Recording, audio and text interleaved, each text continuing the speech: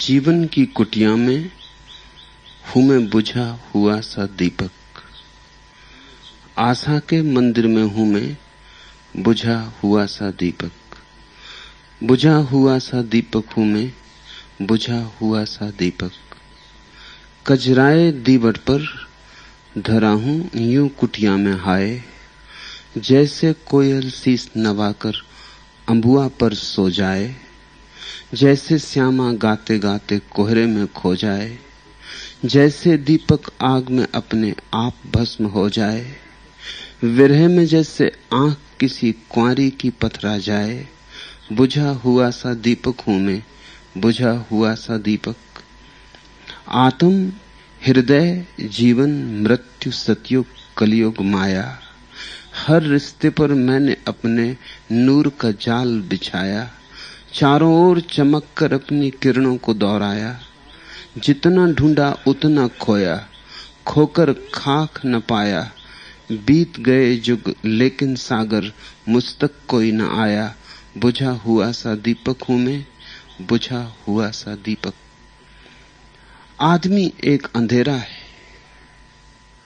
आदमी है अमावस की रात, और दिवाली तुम बाहर कितनी ही मनाओ, भीतर का अंधेरा बाहर के दियों से कटता नहीं, कटेगा नहीं। धोखे तुम अपने को कितने ही दो, पछताओगे अंततः।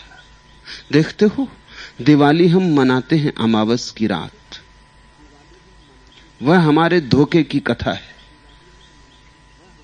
रात है अमावस की, दियों की पंक्तियां जला लेते, पर दिए तो होंगे बाहर, दिए तो भीतर नहीं जा सकते। बाहर की कोई प्रकाश की किरण भीतर प्रवेश नहीं कर सकती। भीतर की अमावस तो भीतर अमावस ही रहती। बाहर की पूर्णिमा कितनी ही बनाओ, तुम तो भीतर जानते ही रहोगे कि बुझे हुए दीपक हो। तुम तो भीतर रोते ही रहोगे। तुम्हारी सब मुस्कुराहटें भी तुम्हारे आंसुओं को छुपाने में असमर्थ हैं, और छुपा भी लें तो सार क्या, मिटाने में तो निश्चित ही असमर्थ हैं। धोखे छोड़ो, इस सीधे सत्य को स्वीकार करो कि तुम बुझे हुए दीपक हो। होने की जरूरत नहीं है, होना तुम्हारी नियति भी नहीं है। ऐसा होना ही चाहिए, ऐसा कोई भाग्य का विधान नहीं। अपने ही कारण तुम बुझे हुए हो, अपने ही कारण चांद नहीं उगा, अपने ही कारण भीतर प्रकाश नहीं जगा। कहां भूल हो गई, कहां चूक हो गई? हमारी सारी जीवन ऊर्जा बाहर की तरफ यात्रा कर रही है। इस बहिर यात्रा में ही हम भीतर अंधेरे में पड़े। यह ऊर्जा भीतर की तरफ लौटे तो यही ऊर्जा प्रकाश बनेगी। यह ऊर्जा ही प्रकाश है। तुम्हारा सारा प्रकाश बाहर पड़ रहा है, वृक्षों पर, पर्वतों पर, पहाड़ों पर, लोगों पर, लेकिन तुम एक अपने पर अपनी रोशनी नहीं डालते। सबको देख लेते हो, अपने प्रति अंधे रह जाते हो। और सबको देखने से क्या होगा? जिसने अपने को न देखा उसने कुछ भी न देखा। आज के सूत्र तुम्हारे भीतर का दिया कैसे जले, सच्ची दिवाली कैसे पैदा हो, कैसे तुम भीतर चांद बनो, कैसे तुम्हारे भीतर चांदनी का जन्म हो, उसके सूत्र बड़े मधु भरे। सुंदर ने बहुत प्यारे वचन कहे, पर आज के सूत्रों का कोई मुकाबला नहीं। बहुत रस भरे, पियोगे तो जी उठोगे, ध्यान धरोगे इन पर, संभल जाओगे। डुबकी मारोगे इनमें तो तुम जैसे हो वैसे मिट जाओगे और तुम्हें जैसा होना चाहिए वैसे प्रकट हो जाओगे।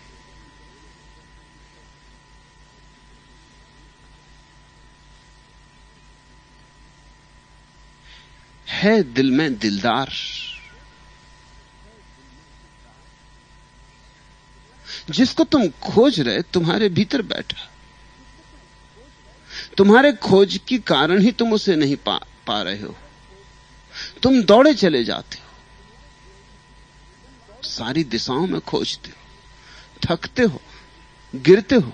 हर बार जीवन कब्र में समाप्त हो जाता है, जीवन से मिलन नहीं हो पाता। और जिसे तुम खोजने चले हो, जिस मालिक को तुम खोजने चले हो, उस मालिक ने तुम्हारे घर में बसेरा किया हुआ। तुम जिसे खोजने चले हो वो अतिथि नहीं है, आतिथेय है। खोजने वाले में ही छिपा है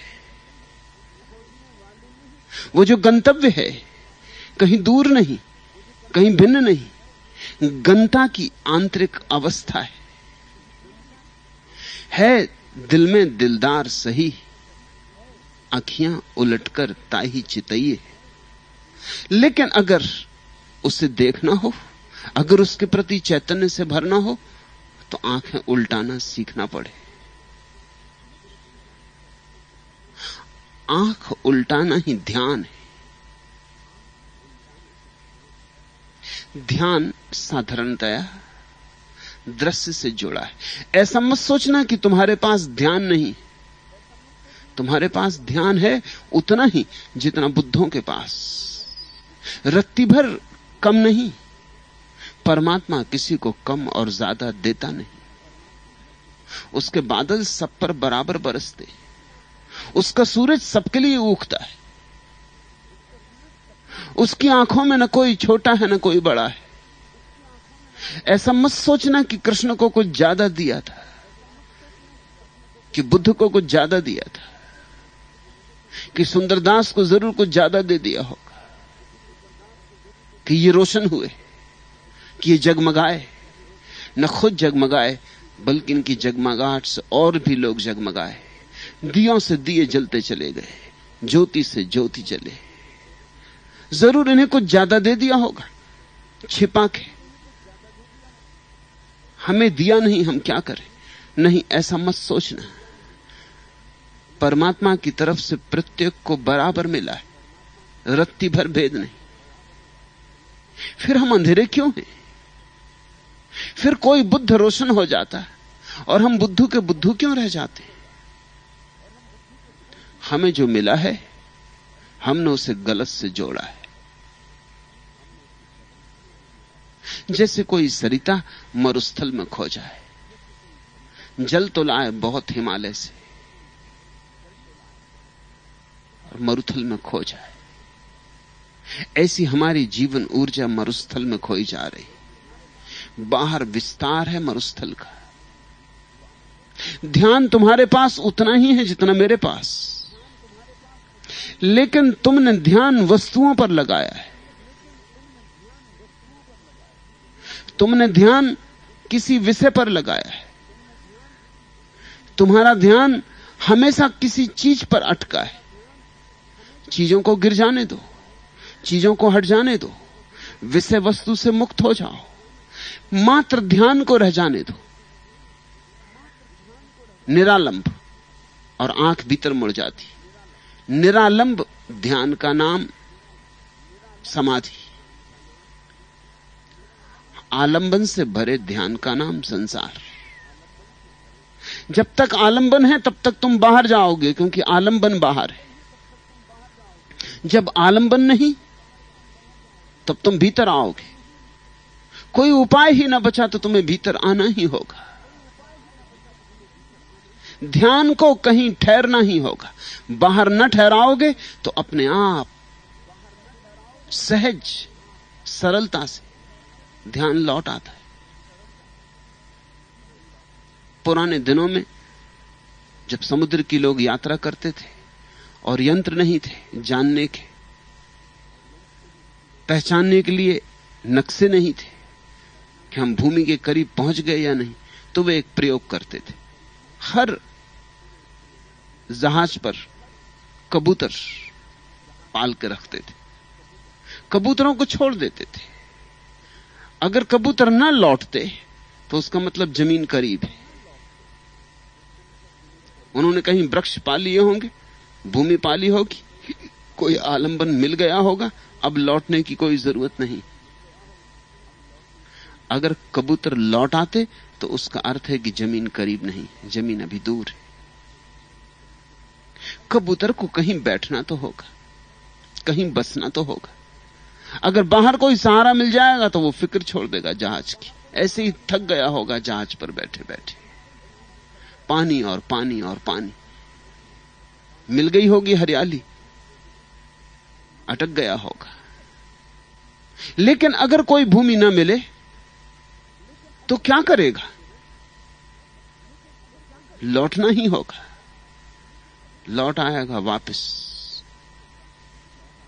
ऐसा ही हमारा चित्त है। जब तक हम उसे बाहर भूमि दिए जाते हैं तब तक भीतर नहीं लौटता।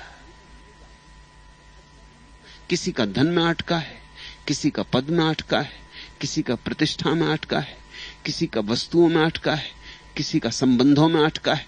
लेकिन मन जब तक बाहर अटका है तब तक भीतर नहीं लौटेगा। इसलिए सारे ज्ञानी कहते हैं बाहर से तादात्म्य छोड़ो, मन को बाहर मत अटकाओ, बाहर से सारे सेतु काट दो। और तब अचानक एक प्रकांड ऊर्जा घर की तरफ वापस लौटती, जैसे गंगा वापस लौट पड़े गंगोत्री में। ऐसी आंदोलनकारी घटना घटती। तुम्हारी ही ऊर्जा जब तुम्हारे ऊपर वापस लौटती, रोशन हो जाते हो। इसी से दूसरी चीजें रोशन हो रही थी। तुमने एक फूल देखा, कितना सुंदर। तुम सोचते हो सौंदर्य फूल में है? नहीं, तुम्हारी आंख में। तुमने अपनी आंख से जो रोशनी डाली उसमें तुमने सुबह उगती देखी, सूरज को जागते देखा, बड़ी सुंदर सुबह, बड़ा प्यारा प्रभात, पक्षियों की चहचहाट। सौंदर्य सूरज में है, सौंदर्य पक्षियों की चहचहाट में नहीं, तुम जो ऊर्जा दे रहे हो उसमें। कभी ऐसा होता है कि चांद तो निकला होता है आकाश में बड़ा प्यारा, लेकिन तुम्हें सुंदर नहीं मालूम पड़ता। तुम आज ऊर्जा नहीं दे पाते हो। तुम्हारी पत्नी चल बसी, तुम्हारा बेटा बीमार है, तुम्हारा मन कहीं और उलझा। आज चांद पर तुम अपने मन को नहीं लगा पाते, आज चांद पर तुम अपने मन को नहीं बिछा पाते, आज चांद के आसपास अपने नूर का जाल नहीं बुन पाते। चांद उगा रहता है, चांद चलता रहता आकाश में, लेकिन आज सुंदर नहीं मालूम होता। अगर तुम उदास हो तो चांद भी उदास मालूम होता है, यह अनुभव किया है ना? अगर तुम उदास हो तो पक्षियों के गीत भी उदास मालूम पड़ते हैं, जैसे मातम गाते हो, जैसे मरसिया गाते हो। अगर तुम प्रफुल्लित हो, सारा जगत प्रफुल्लित हो उठता है। अगर तुम आनंद मग्न हो तो सारा जगत नाचता हुआ मालूम पड़ता है। पत्थर पहाड़ भी बोलते मालूम पड़ते जब तुम्हारे भीतर गूंज होती रस की। तुम जो बिछाते हो वही पाते हो, तुम जो डालते हो वही मिलता है। जगत तो दर्पण है, जब तुम सुंदर होते हो जगत सुंदर मालूम होता है, जब तुम कुरूप होते हो जगत कुरूप मालूम होता है। इसलिए ठीक कहा है ज्ञानियों ने कि जो जैसा होता है उसे वैसे ही दूसरे लोग भी दिखाई पड़ते। इसमें सत्य है। चोर को सब चोर दिखाई पड़ते, साधु को सब साधु दिखाई पड़ते।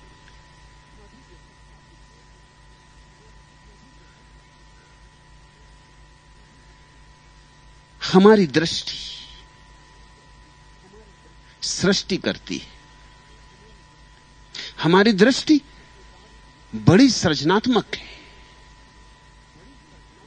हम जो डालते हैं वही लौट आता है।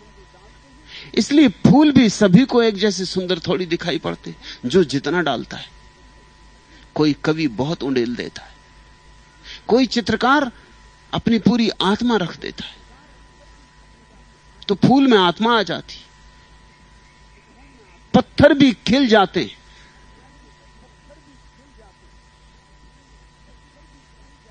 तुम्हारे ऊपर निर्भर है।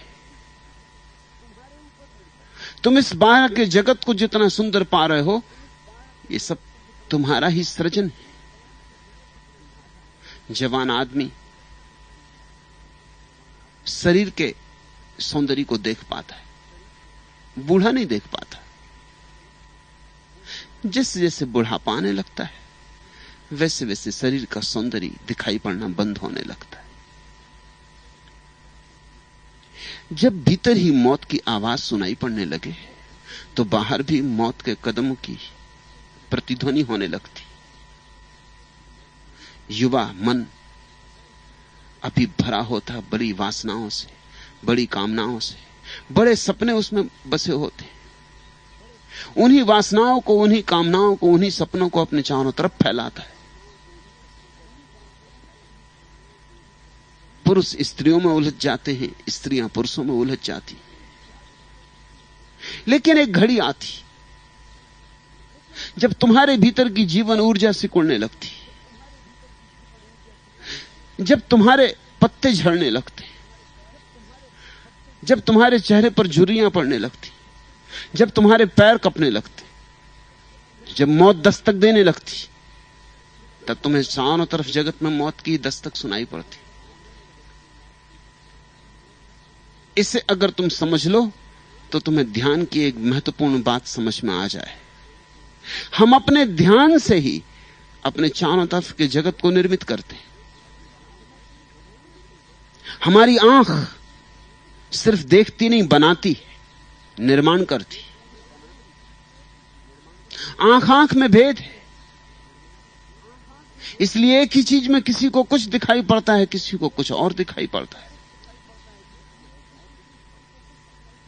यही आंख जब बाहर जाती ही नहीं, जब बाहर से सारा रस संबंध छोड़ देती, तो अंतर्मुखी होती, तब तुम्हारे भीतर के जगत का जन्म होता है। तब खिलता कमल आत्मा का है। दिल में दिलदार सही, आंखियां उलटिकर ताही चितइए। देखना हो उस मालिक को तो कहीं और जाने की जरूरत नहीं। न काशी, न काबा, न गिरनार, न बोध गया, कहीं जाने की कोई जरूरत नहीं। मालिक भीतर बैठा है। बुद्ध को बोध गया में थोड़ी मिला था, संयोग की बात थी कि बोध गया में बैठे थे, मिला तो भीतर था। अब कैसा आदमी पागल है, बुद्ध को भीतर मिला था। बुद्ध गया तो संयोग वसात, कहीं तो रहते। बुद्ध गया में ना होते तो कहीं और होते, कहीं तो होना ही होता। लेकिन आदमी अजीब पागल है। सारी दुनिया से लोग बोध गया आते, बुद्ध को मिला भीतर। लोग जा रहे हैं बोध गया। यही चूक हो जाती। तुम भी भीतर चलो, वहीं बोध गया है, वहीं काबा है, वहीं गिरनार है, वहीं काशी है। दिल में दिलदार सही, आंखियां उलटकर ताही चितइए। और जैसे ही तुम्हारी आंख बदली, तुम्हारी आंख भीतर देखने लगी, वैसे ही जीवन के सारे मूल्य रूपांतरित हो जाते। कल तक जो मूल्यवान मालूम पड़ता था, आज मूल्यहीन मालूम होने लगता। कल तक जिस पर कोई ध्यान ही ना दिया था, आज अचानक बहुत बहुमूल्य हो जाता। कल तक सोचते थे धन सब कुछ, अब लगता है प्रेम सब कुछ। और ख्याल रखना, धन और प्रेम का जोड़ नहीं बैठता, इसलिए धनी आदमी अक्सर प्रेम शून्य हो जाता है। धन इकट्ठा करने में ही हो जाता है। धन इकट्ठा करने की कीमिया ही यही है कि उसको प्रेम शून्य होना ही पड़ेगा। धन इकट्ठा करना अति कठोरता से ही संभव है। उस कठोरता में ही चूक जाता है। प्रेमी बांटता है, बांटने से कहीं धन इकट्ठा हुआ? धन तो इकट्ठा करने से इकट्ठा होता है। धन का गणित और प्रेम का गणित उल्टा है, उनके अर्थशास्त्र अलग है। धन इकट्ठा करने से इकट्ठा होता है, बांटने से कम हो जाता है। प्रेम बांटने से बढ़ता है, इकट्ठा करने से कम हो जाता है। उनका मेल कैसे होगा? वे यात्रा पथ अलग है।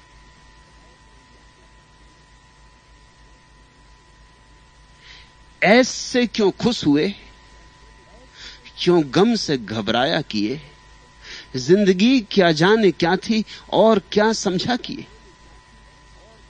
जब आंख उल्टेगी, जब आंख पलटेगी तो तुम बड़े चौंकोगे। जिंदगी क्या जाने क्या थी और क्या समझा किए। कुछ का कुछ करते रहे, अपने हाथ से जहर के बीज बोते रहे, अपने हाथ से दुख की फसल काटते रहे, रोते भी रहे, चिल्लाते भी रहे, सारी दुनिया को दोष भी देते रहे, और खुद जिम्मेवार थे। खुद ही बीज बोए, खुद ही फसलें काटी, खुद ही कांटों से छिदे, खुद ही जहर में डूबे, और चिल्लाते रहे, रोते रहे, जैसे सारी दुनिया सता रही हो। प्रत्येक व्यक्ति अपना नरक स्वयं बनाता है, और स्वर्ग भी। तुम जहां हो अपने कारण हो, तुम जैसे हो अपने कारण हो। भूल के भी दायित्व किसी और पर मत देना। जिस दिन तुमने उत्तरदायित्व किसी और को दिया, उसी दिन तुम धार्मिक होना बंद हो जाते हो। धार्मिक होने की शुरुआत ही इस सत्य से होती कि मैं अपने जीवन का सारा उत्तरदायित्व अपने ऊपर लेता हूं। दुखी हूं तो मैं जिम्मेवार हूं। इसलिए मैं तुमसे कहता हूं कि तुम्हारे तथाकथित साधु सन्यासी अक्सर धार्मिक नहीं होते। साधु सन्यासी होते होंगे ऊपर ऊपर, अक्सर धार्मिक नहीं होते। अगर धार्मिक हो तो पति को पत्नी को छोड़कर भागने की कोई जरूरत नहीं है। जब पति पत्नी को छोड़कर भागता है तो वो ये कहता है कि इसके कारण मैं बंधन में पड़ा हूं। वो ये नहीं कहता कि मेरी वासना के कारण मैं बंधन में पड़ा हूं, कहता है इस स्त्री के कारण मैं बंधन में पड़ा हूं। यही अधार्मिक आदमी का लक्षण है। वो सदा कहता कोई दूसरा जिम्मेवार है, और जब दूसरा जिम्मेवार है तो तुम कर क्या सकोगे? तुम गुलाम रहोगे। तुम कभी मुक्त नहीं हो सकते,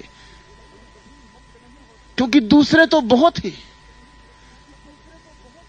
तुमने तो अपना मोक्ष असंभव बना दिया। जब ये सब बदलेंगे, जब दुनिया में कोई भी तुम्हें दुख न देगा, जब दुनिया में कोई तुम्हें रुष्ट न करेगा, जब दुनिया में कोई तुम्हें काम वासना से न भरेगा, जब दुनिया में कोई तुम्हें आकर्षित न करेगा, जब ये सारी की सारी दुनिया तय ही कर लेगी कि तुम्हें मुक्त करना है, तभी तुम हो सकोगे। मोक्ष असंभव है। फिर तुमने मोक्ष की संभावना की जड़ ही काट दी। ये सारी दुनिया बदलेगी तो शायद तुम्हारा मोक्ष होगा। ये दुनिया ना तो बदलती, न बदल सकती, न इस दुनिया को कोई प्रयोजन है तुम्हारे मोक्ष से। तुम्हारा मोक्ष तुम जानो। स्त्रियां तो सच के निकलती रहेंगी, सिर्फ इस कारण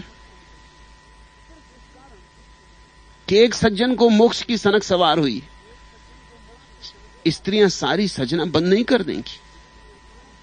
बाजार तो भरे ही रहेंगे, दुकानों पर सजावटें होती रहेंगी, नई नई चीजें निर्मित होती रहेंगी, आकर्षण के नए नए द्वार खुलते रहेंगे, सिर्फ इस कारण कि एक सज्जन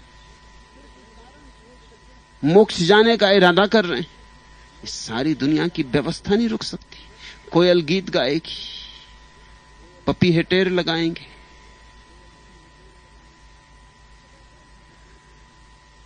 ये सब चलता रहेगा। ये सब ऐसा ही चलता रहेगा। तुमसे किसको क्या लेना देना है? लेकिन तुम कहते हो स्त्री के कारण मैं बंधन में पड़ा हूं, तो तुम कहां भाग कर जाओगे?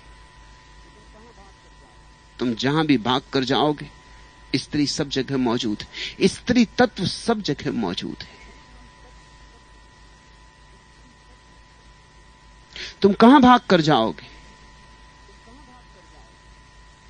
इस पृथ्वी पर कहीं भी तुम रहोगे, तुम तो तुम ही रहोगे, तुम्हारा मन तो उन्हीं वासनाओं के जालों से भरा होगा। धन छोड़ दोगे, एक लंगोटी पकड़ लोगे, लेकिन लंगोटी ही उतने जोर से पकड़ लोगे जितने जोर से लोग साम्राज्य पकड़ते। तुमने जनक की कहानी सुनी ना? एक सन्यासी ने अपने शिष्य को जनक के पास भेजा। शिष्य बहुत दिन से जनक की खबरें सुनता था, अपने गुरु के पास था, कुछ उसे हो भी नहीं रहा था। आखिर गुरु ने कहा कि तू ऐसा कर, तू जनक के पास जा, शायद तुझे वहां हो जाए। खबरें उसने बहुत सुनी थी, सोचा चलो देख ही आएंगे। होने का तो भरोसा नहीं था, क्योंकि ऐसे सदगुरु को पाके नहीं हुआ, सर्वत्यागी को पाकर नहीं हुआ, तो जनक तो भोगी है, उसको पाकर क्या होगा? फिर भी गुरु ने भी कहा, मन में भी बहुत दिन से खबरें सुनी थी, जाने का भाव भी था, राजधानी भी दिखाएंगे, बहुत दिन से राजधानी भी नहीं गए थे, राजमहल का भी रंग रूप दिखाएंगे। तो चला गया। जब पहुंचा, सांझ होने को थी, जनक का दरबार सजा था, सुंदर नर्तकियां नाचती थी, शराब ढाली जा रही थी।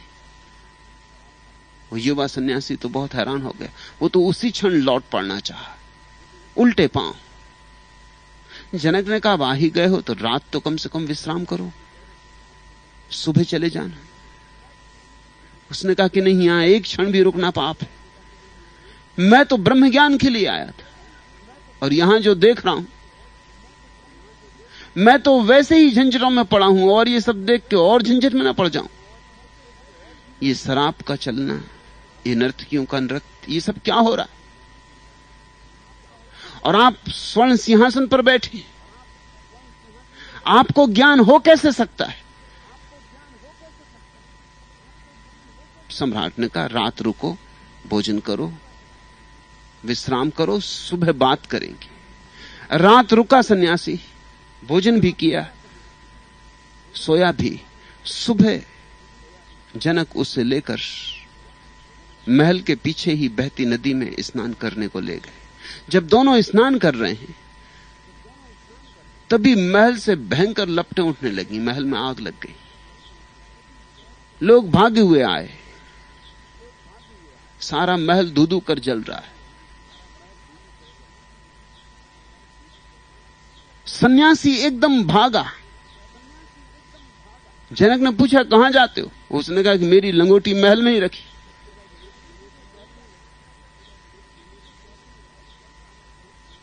और आप यहां क्या खड़े कर रहे हैं? महल जल रहा है। जनक ने कहा, उसमें मैं क्या कर सकता हूं? मेरा क्या लेना देना है? महल जल रहा है, मैं देख रहा हूं, लेकिन तेरी लंगोटी से बहुत मोह है, बहुत तादाद में। लंगोटी क्या जल रही जैसे तू जल रहा है। महल जल रहा है, सो क्या हुआ? आज नहीं कल हम भी जल जाएंगे। ये महल सदा रहने वाली तो कोई बात नहीं, कभी ना कभी गिरेगा, कभी ना कभी जलेगा। सो आज जल रहा है, मैं देख रहा हूं, मैं साक्षी हूं, मैं गवाह हूं, लेकिन मेरा इससे कुछ तादाद में नहीं। सन्यासी को कहा, यही मेरा संदेश है, इतना ही मेरा सूत्र है कि साक्षी रहो। तो यह भी हो सकता है कि महल में रह के कोई साक्षी हो और झोपड़े में रह के कोई साक्षी न रहे। इसलिए झोपड़ों और महलों से भेद नहीं पड़ता। चित्त का रूपांतरण।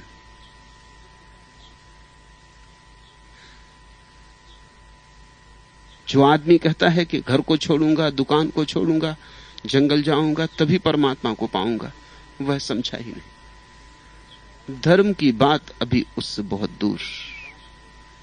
वो ये कह रहा है कि दुकान की वजह से मैं उलझा हूं, मकान की वजह से मैं उलझा हूं, इनसे छूट जाऊंगा तो छूट जाऊंगा। ये बात गलत है। दुकान तुम्हारे मन का विस्तार है, मन तुम्हारे दुकान का विस्तार नहीं। यही मन लेके जंगल में बैठ जाओगे, वहां भी किसी तरह का विस्तार कर लोगे। यही मन बीज लिए हुए विस्तार के, ये जहां रहेगा वहीं विस्तार कर लेगा। इससे कुछ भेद नहीं पड़ेगा। रंग रूप बदल जाएंगे, ऊपर ऊपर की बदलाहट हो जाएगी, वस्त्र और हो जाएंगे, लेकिन भीतर भीतर सब वही रहेगा। मैं किस व्यक्ति को धार्मिक कहता हूं? मैं उस व्यक्ति को धार्मिक कहता हूं जिसने इस कठोर बात को स्वीकार कर लिया कि मेरे अतिरिक्त मेरे जीवन के लिए और कोई जिम्मेवार नहीं, मेरा उत्तरदायित्व आत्यंतिक है। इसलिए दुखी हूं तो मैंने बोया है दुख, फसल काट रहा हूं। सुखी हूं तो मैंने बोया है सुख, फसल काट रहा हूं। भागने का प्रश्न नहीं है, जागने का प्रश्न है। अब कहां मैं ढूंढने जाऊं सुकून को, एक खुदा इन जमीनों में नहीं, इन आसमानों में नहीं। आदमी ने सब तरफ खोज ली है शांति, कहां मिलती? न जमीन पे मिलती, न आसमान पे मिलती। अब कहां जाएं, अब कहां खोजें? मगर एक जगह आदमी नहीं खोजता, भीतर नहीं खोजता। सारी जमीन छान लेता है, सारा आकाश भी छान डालेगा। अब कहां मैं ढूंढने जाऊं सुकून, ए खुदा, इन जमीनों में नहीं, इन आसमानों में नहीं। सुंदरदास को सुनो, है दिल में दिलदार, सही अखियां उलटकर ताही चितइये, आब में, खाक में, बाद में, आतस जान में, सुंदर जान जनइये। और ऐसा भी नहीं है कि सिर्फ भीतर ही है, मगर भीतर उसका साक्षात्कार पहले हो जाए तो फिर बाहर सब जगह भी मिलता है। बाहर भी है, मगर बाहर तभी है जब भीतर जान लिया गया हो। भीतर पहचान ना हो तो बाहर पहचान नहीं होती। तुम लाख कहो कि वृक्ष में भी परमात्मा, जब तक तुम्हें अपने भीतर अनुभव नहीं हुआ, तुम्हें वृक्ष में परमात्मा अनुभव नहीं हो सकता। कहना हो तो कहो, अच्छा लगता हो तो दोहराते रहो, मगर जिसे स्वयं में अनुभव नहीं हुआ उसे कहीं और अनुभव नहीं हो सकता। अनुभव की पहली चिंगारी स्वयं के भीतर उठनी चाहिए, क्योंकि वहीं से हम निकटतम हैं परमात्मा के। अगर निकटतम में नहीं मिलता तो दूर में कहां मिलेगा? एक बार भीतर दिख जाए तो फिर सब तरफ दिखने लगता है। जिसने अपने में पाया उसने फिर सब में पाया। फिर ऐसा ही नहीं कि मनुष्यों में ही दिखता है, पशु पक्षियों में भी दिखने लगता है। ऐसा ही नहीं कि पशु पक्षियों में दिखता है, वृक्षों में भी दिखने लगता है, पत्थर पहाड़ों में भी दिखने लगता है। जैसे जैसे भीतर पकड़ गहरी होती, भीतर पहुंच गहरी होती, वैसे वैसे सारे अस्तित्व में भी तुम्हारी आंख गहरी होने लगती। एक ऐसी घड़ी आती, बाहर और भीतर का भेद मिट जाता है। वही होता है, न कुछ बाहर है न कुछ भीतर है। अभी तो भीतर चलना पड़े। पहली यात्रा भीतर की, फिर सब मंदिर सच हो जाते, फिर सब मस्जिदें सच हो जाती, फिर सब गुरुद्वारे सच हो जाते, मगर पहले भीतर का द्वार खुले। नहीं तो पटको सिर मंदिरों में, मस्जिदों में, गुरुद्वारों में, शिवालयों में सिर भी घिसेगा, पत्थर भी घिसेंगे और कुछ परिणाम ना होगा। एक बार भीतर का द्वार खोलो, वहां मंदिर खुल जाए तो मंदिर की सुवास सारे जगत में व्याप्त हो जाती। ये तेरा तस्वर है या तेरी तमन्नाएं? दिल में कोई रह रहे के दीपक से जलाए, जिस सिमत न दुनिया है, ए दोस्त न उकबा है, उस सिमत मुझे कोई खींचे लिए जाए। भीतर जाना होगा, वहां न यह दुनिया है न वह दुनिया है, वहां कुछ भी नहीं है, वहां शून्य है। घबराहट भी लगेगी, भय भी होगा, क्योंकि बिल्कुल अकेले रह जाओगे और बिल्कुल एकांत होगा। ऐसा एकांत घने से घने जंगल में नहीं होता, क्योंकि वृक्ष होते हैं, पशु पक्षी होते हैं, संग साथ होता है। लेकिन अपने भीतर जब तुम जाओगे तब तुम पहली दफा वीरान में गए, वहां कोई भी नहीं। और मजे की बात तो यह है, जैसे जैसे उतरोगे सीढ़ियां वैसे वैसे पाओगे तुम भी कहां हो। एक शून्य है, एक विराट शून्य है। ये तेरा तस्वर है या तेरी तमन्नाएं? कौन मुझे खींचे लिए जा रहा है? ये तेरी कल्पना है या तेरी अभिप्सा? ये तेरा तस्वर है या तेरी तमन्नाएं? ये तेरा तस्वर है या मेरी तमन्नाएं? दिल में कोई रहरे के दीपक से जलाए। जिस सिमत न दुनिया है, ए दोस्त न उकबा है, उस सिमत मुझे कोई खींचे लिए जाए। वहां न यह लोक न वह लोक, न जमीन न आसमान, वहां तो विराट शून्य है। उस तरफ जब तुम खींचने लगोगे तब समझना जीवन में धर्म का संस्पर्श हुआ, उस पारस पत्थर का स्पर्श हुआ जिसके स्पर्श से लोहा भी सोना हो जाता है। आग में, खाक में, बाद में, आतस जान में, सुंदर जान जनइए। सुंदरदास कहते हैं मिट्टी में भी वही है, हवा में भी वही है, पानी में भी वही है, आग में भी वही है। एक बार जानो अपने भीतर, फिर तुम जानोगे सबके भीतर वही है। और ऐसा ही नहीं कि तुम ही जानोगे, जिस दिन तुम जानोगे उस दिन तुम दूसरों को भी जनाने लगोगे, तुम्हारी मौजूदगी जनाने लगेगी। तुम एक प्रतीक हो जाओगे, तुम एक इशारे बन जाओगे, तुम एक आकर्षण बन जाओगे लोगों के लिए। तुम्हें देखकर लोग अपने भीतर मुड़ने लगेंगे, तुम्हारे पास बैठकर शांत होने लगेंगे, तुम्हारे पास बैठकर उनके भीतर भी दिए जगमगाने लगेंगे। दिल में कोई रहरे के दीपक से जलाए। नूर में नूर है, तेज में तेज है, ज्योति में ज्योति मिले मिली जाइए। क्या कहिए कहते न बने, कछ जो कहिए कहते ही लजाइए। बड़ा मधुसिक्त वचन है। नूर में नूर है, परमात्मा प्रकाश में प्रकाश है, तेज में तेज, ज्योति में ज्योति मिले मिली जाइए। और जब तुम्हारे भीतर तुम्हारे ध्यान की ज्योति उसकी विराट ज्योति में मिलने लगे तो डरना मत, भयभीत मत होना, खोने में संकोच मत कर जाना। जैसे बूंद सागर में गिरती हो तो घबराती तो होगी, भयभीत तो हो जाती होगी, प्राण बड़े संकट में तो पड़ते होंगे, चिंता तो उठती होगी कि मैं खोई, कि शायद अब मैं कभी जैसी थी वैसी ना हो सकूंगी। ये मेरा रूप गया, ये मेरा रंग गया, ये मेरी परिधि गई, ये मेरी परिभाषा गई, ये मेरा नाम गया, ये मेरा धाम गया, ये मैं गई।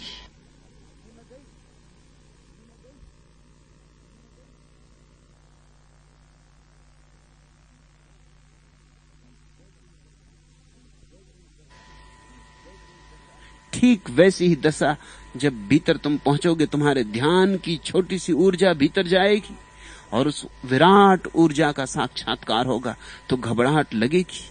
बहुत लोग घबरा के वापस लौट आते। यहां तो रोज ये होता है। पहले लोग ध्यान की बड़ी आतुरता से प्रतीक्षा करते, बड़ी आकांक्षा से पूछते हैं, तांछते हैं, साधना करते, और जब घटने के करीब बात आती तो एकदम घबरा जाते। एकदम भाग खड़े होते। रोज उन्हें मैं कपते देखता हूं, भयभीत देखता हूं, डरते देखता हूं। कहते हैं अब क्या करें, कहीं विक्षिप्त ना हो जाएंगे, ये कहीं मृत्यु तो नहीं हो जाएगी। मृत्यु जैसी ही मालूम होती, विक्षिप्तता जैसी ही मालूम होती। ये रास्ता तो दीवानों का है, ये रास्ता तो मर्दों का है। मरने की जिनकी हिम्मत है, केवल वे ही परम जीवन को पाने के अधिकारी हो पाते। तो जब ज्योति, विराट ज्योति के करीब पहुंचे और मिलने को आतुर हो जाए, तो भाग मत खड़े होना। नूर में नूर है, तेज में तेज है, ज्योति में ज्योति मिले, मिल ही जाइए तो मिल ही जाना। एक झपट्टे में, एक छलांग में, संकोच न करना रत्ती भर। रविन्द्रनाथ की प्रसिद्ध कविता है कि मैं परमात्मा को खोजता था जन्मों जन्मों से, अनंत अनंत कालों से, रोता फिरता था, गिड़गिड़ाता था कि प्रभु तू कहां है। मेरी आंखें आंसुओं से भरी होती थी और मेरा हृदय प्रार्थनाओं से, और मेरी आंसुओं से भरी आंखों में कभी कभी किसी दूर तारे के पास उसकी झलक मिल जाती थी तो मैं दीवाना उस तारे की तरफ चल पड़ता था। लेकिन जब तक मैं पहुंचता तारे तक, तब तक वह दूर निकल गया होता, मिलन नहीं हो पाता था। फिर एक दिन ऐसा हुआ, वह सौभाग्य की घड़ी आ गई। मैं उस द्वार पर पहुंच गया जो उसका द्वार है, उसकी तख्ती भी लगी थी। आनंद की सीमा न रही। धन्यभागी था मैं, तो आ गया, तो मिल गई मंजिल, तो चढ़ा सीढ़ियां, नाचता हुआ, हाथ में सांकल ली, खटखटाने को था। तभी मन में एक सवाल उठा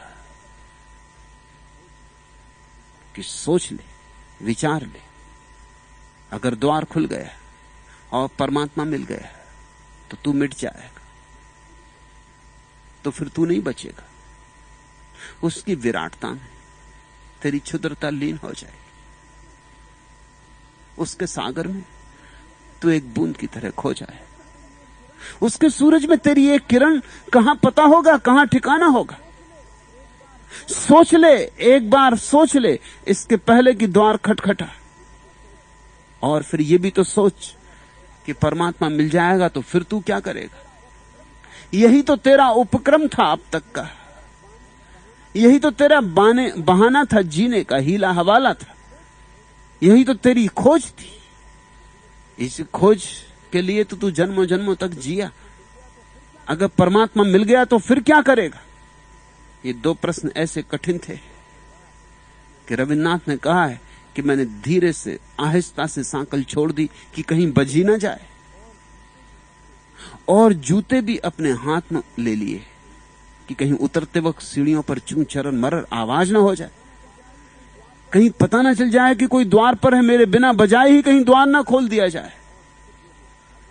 और फिर जो मैं भागा हूं तो मैंने पीछे लौट कर नहीं देखा। अब फिर खोजता हूं, फिर पूछता हूं मंदिरों में, मस्जिदों में, गुरुद्वारों में परमात्मा कहां है। अब फिर खोजता हूं द्वार द्वार, दरवाजे दरवाजे, भटकता हूं चांद तारों पर। और मजा यह है कि मुझे भीतर मालूम है कि कहां है, बस उस जगह को छोड़ के सब जगह खोजता हूं। ख्याल रखना, यह कविता ही नहीं है, यह रविन्द्रनाथ का आंतरिक अनुभव है। यह ध्यानियों को होता है। ऐसी कविता सिर्फ कविता नहीं हो सकती। ऐसी कविता तो जो समाधि के द्वार पर खड़ा हुआ हो, बूंद जिसकी सागर के किनारे जाके खड़ी हो गई हो, उसके ही भीतर उमक सकती है। ये गहरे अनुभव पर आधारित है। इसलिए रविन्द्रनाथ साधारण कवि नहीं, वे उसी कोटि के कवि हैं जिस कोटि के कवियों को हम ऋषि कहते हैं। उपनिषद के ऋषि, वेद के ऋषि। उनकी कविताएं कविताएं नहीं, ऋचाएं।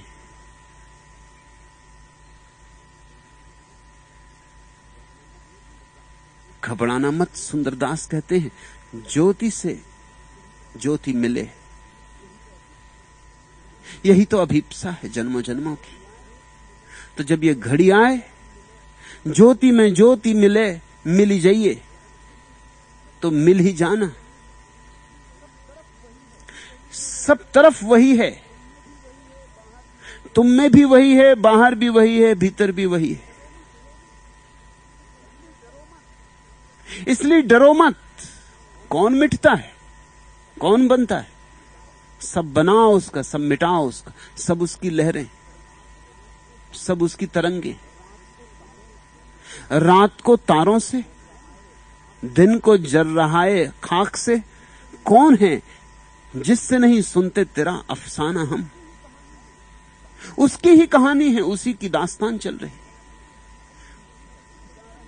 पक्षी उसी का गीत गा रहे हैं। वृक्षों की हरियाली में वही हरियाली है, नदियों की तरंगों में वही तरंग है, हवाओं के नृत्य में वही नृत्य है। क्षुद्र से क्षुद्र में भी वही है और विराट से भी विराट में भी वही है। कौन है जिससे नहीं सुनते तेरा अफसाना हम? क्या कहिए कहते न बने। ये अड़चन तब आती है जब ज्योति से ज्योति मिल जाती। जब तक ज्योति से ज्योति नहीं मिली तब तक तो लोग परमात्मा के संबंध में बड़ी आसानी से बातें कर लेते। किसी से भी पूछ लो, पान बेचने वाले पंसारी से पूछ लो, ईश्वर है? उत्तर देगा, कहेगा है या कहेगा नहीं। राह चलते राहगीर से पूछ लो, उत्तर सुनिश्चित आएंगे। शायद ही तुम ऐसा आदमी पा सको जो कहे मुझे मालूम नहीं, शायद ही। और वही एक ईमानदार है, बाकी सब बेईमान है। कोई कह रहा है ईश्वर है और पता जरा भी नहीं, और कोई कह रहा है ईश्वर नहीं है और पता जरा भी नहीं। इसलिए मैं तुम्हारे नास्तिकों और आस्तिकों में बहुत भेद नहीं करता। वे एक ही जैसे, एक ही सिक्के के दो पहलू। दोनों खुद धोखा खा रहे हैं, दूसरों को धोखा दे रहे हैं। धार्मिक व्यक्ति कोई और ही बात है, ना आस्तिक न नास्तिक, कोई और ही आयाम है, अनुभव का आयाम है, विश्वास का नहीं, सिद्धांत का नहीं, प्रतीति का, साक्षात का। साक्षात्कार तो तभी होता है जब ज्योति में ज्योति मिल जाती। क्या कहिए कहते न बने, फिर बड़ी मुश्किल होती। क्या कहिए कहते न बने, कुछ जो कहिए कहते ही लजाइए, फिर बड़ी मुश्किल हो जाती। कहते भी नहीं बनता, ना कहो ऐसे भी नहीं बनता, कहना भी पड़ता है, रुका भी नहीं जाता। भीतर कोई प्रगाढ़ पुकार उठती कि कहो, कहो क्योंकि बहुतों को जरूरत है, पुकारो क्योंकि बहुत प्यासे हैं, ढालो क्योंकि बहुत से लोग तड़फ रहे हैं, जगाओ क्योंकि बहुत से लोग सोए। स्वाभाविक रूप से आनंद को बांटने की आकांक्षा उठती, बड़े प्रबल वेग से, तूफान की भांति, जो संभाली नहीं जा सकती। नहीं कहते भी नहीं बनता और कहते भी नहीं बनता, क्योंकि जो भी कहो वो अनुभव के सामने छोटा पड़ता है, ओछा पड़ता है। जो भी कहो अनुभव के सामने फीका पड़ता है। जो भी कहो झूठा मालूम पड़ता है। कहां अनुभव और कहां शब्द, कोई तालमेल नहीं मालूम पड़ता। जैसे शिखरों पर घटी घटना को अंधेरी घाटियों में खींच लाए, जैसे कोई कमल को कीचड़ कहे।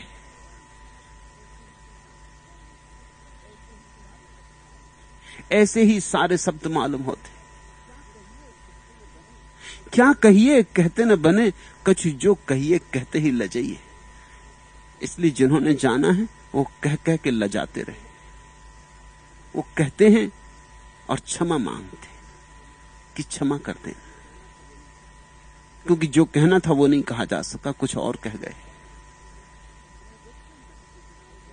तुमने देखा नदी के किनारे जाके कभी एक सीधे डंडे को पानी में डाल के देखा? पानी में डालते ही तिरछा मालूम पड़ता है। बाहर निकालो सीधा का सीधा, पानी में डालो तिरछा, तिरछा हो नहीं जाता, दिखाई पड़ता है। ठीक ऐसे ही सत्य जैसे ही शब्द की दुनिया में प्रवेश करता है तिरछा हो जाता है। अनुभव की दुनिया में बिल्कुल सीधा साफ होता है, शब्द की दुनिया में बहुत तिरछा आड़ा टेढ़ा हो जाता है।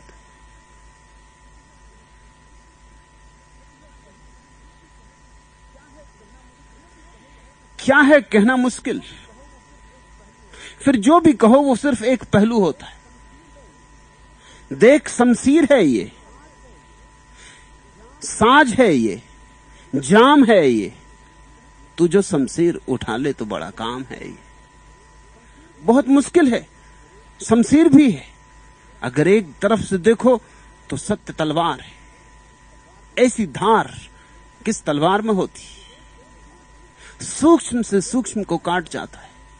देख शमशीर है ये, साज है ये, और तलवार की धारी होती तो कह देते, मगर ये ऐसा है जैसे वीणा पर किसी ने तार छेड़े।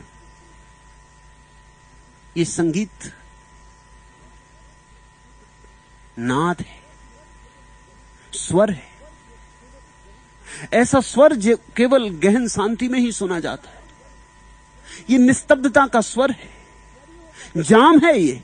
स्वर ही होता तो भी चल जाता कि चलो कह देते कि अनाहत नाद है, बात खत्म हो गई। मगर ये एक मदहोशी भी है कि जिसने पी फिर कभी वापस दुनिया के होश में ना आया, फिर वापस कभी उसे दुनिया ना दिखाई पड़ी। जिसने एक बार पी ली कि सदा के लिए बेहोश हो गया। और अगर इतनी ही बात होती तो भी काम चल जाता। तो उमर खयाम ने कह दी थी बात कि शराब है ये, मगर ये शराब भी बड़ी अजीब है। एक तरफ से तो बेहोशी ले आती और एक तरफ से बड़ा होश ले आती। एक ऐसी बेहोशी जिसके केंद्र में होश है। मुश्किल पे मुश्किल, जो कहो वही थोड़ा मालूम पड़ता है। देख शमशीर है ये, साज है ये, जाम है ये, तू जो शमशीर उठा ले तो बड़ा काम है ये। मगर कहीं से तो शुरू करना पड़ेगा। तो कहते हैं उठा तलवार ही उठा, पहले अपनी गर्दन को ही गिरा। कबीर ने कहा जो घर बारे आपनो चले हमारे संग, चल घर को जला।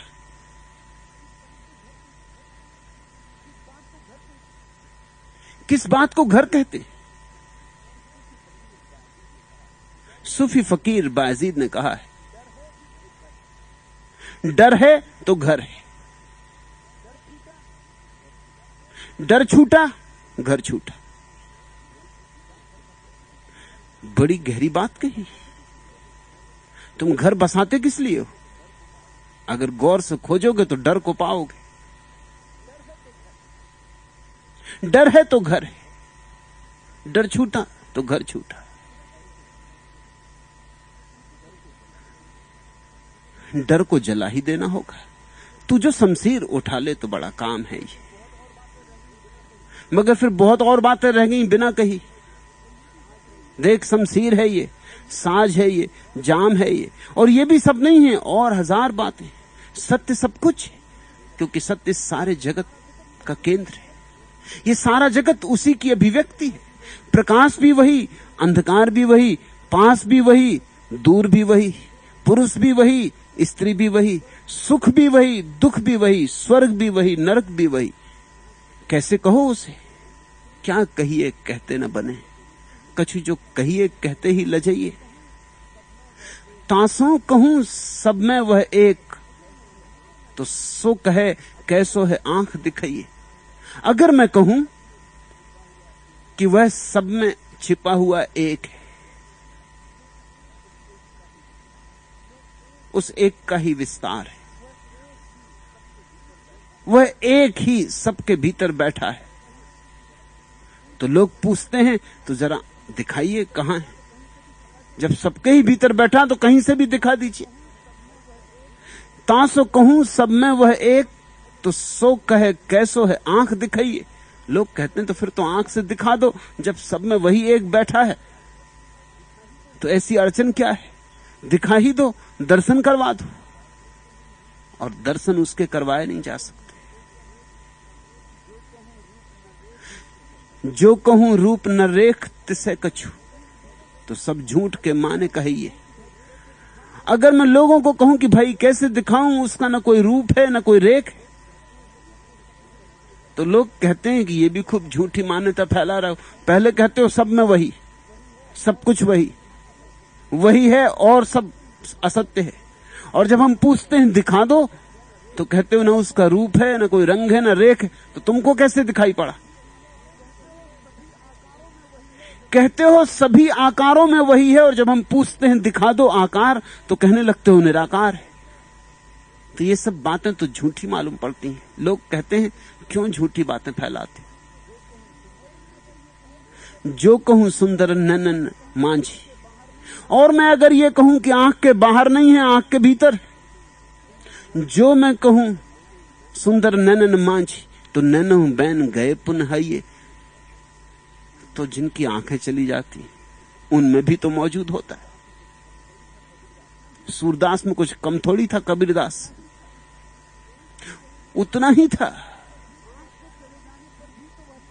आंख के चले जाने पर भी तो वह पाया जाता है, कान के न होने पर भी तो पाया जाता है, हाथ के टूट जाने पर भी तो पाया जाता है, देह के गिर जाने पर भी तो पाया जाता है। तो कहां उसे दिखाएं, कैसे उसे समझाएं। क्या कहिए कहते न बने, कछु जो कहिए कहते ही लजाइए। सुंदरदास कहते हैं इसलिए बड़ी मुसीबत हो गई है। जब से ज्योति मिली तब से कहना कठिन हो गया है। जो कहते हैं वही गलत मालूम होता है, उसी में उलझने उठाती और फिर बड़ी लज्जा होती कि उसकी इतनी कृपा, उसकी अनुकंपा इतनी विराट, और हम उसे कहने में भी असमर्थ, तो बड़ी लज्जा होती।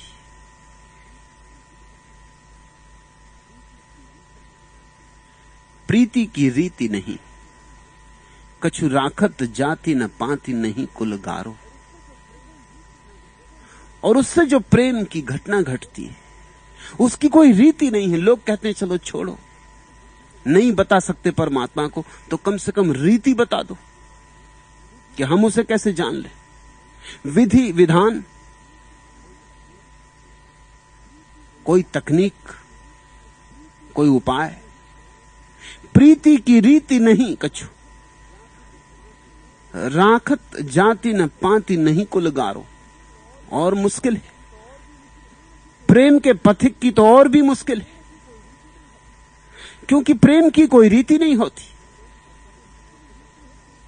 प्रेम तो सब रीतियों से मुक्त है, और जहां जितनी रीति होती उतना ही प्रेम मर जाता है। प्रेम तो रीति मुक्त है, प्रेम की कोई मर्यादा नहीं, कोई व्यवस्था नहीं। प्रेम तो परम स्वतंत्रता है। प्रीति की रीति नहीं कछु, इसलिए तो तुम्हारी सारी प्रार्थनाएं झूठी हो गई, क्योंकि तुमने उनको रीति बना लिया। बैठे परमात्मा के सामने तुम तोतों की भांति रटे हुए स्वर दोहराते हो। ये कोई प्रेम हुआ?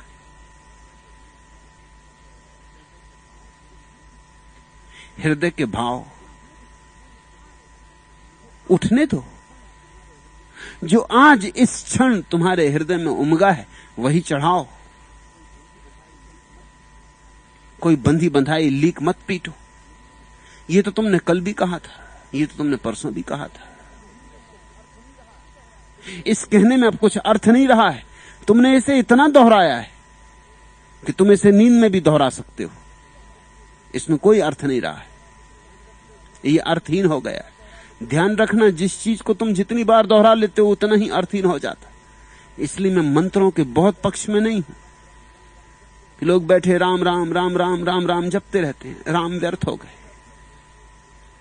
राम में कुछ अर्थ ही नहीं बचता। इतनी बकवास तुमने राम राम राम राम की कर दी कि उसमें अर्थ कैसे रह सकता है। एक बार भी भाव से कहा जाए तो पर्याप्त है। बिना भाव के दोहरा रहे हो यंत्रवत,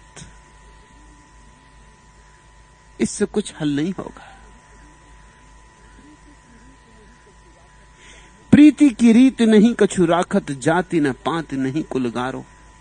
न तो वहां कोई भेद है कि कौन पहुंचेगा, कि ब्राह्मण पहुंच सकता है कि शूद्र नहीं पहुंच सकता है, कि कुलीन पहुंच सकते हैं अकुलीन नहीं पहुंच सकते। न इस बात का भेद है कि चरित्रवान पहुंच सकते हैं और चरित्रहीन नहीं पहुंच सकते।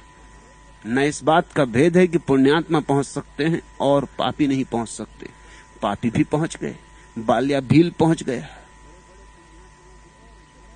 बड़े बड़े पुण्यात्माओं को पीछे ढकेल के पहुंच गए, और मरा मरा जप के पहुंच गया। राम राम भूल ही गया, सीधा साधा आदमी था, बेपढ़ा लिखा था, मंत्र उल्टा सुल्टा हो गया तो भी पहुंच गया। मंत्र से कोई संबंध ही नहीं।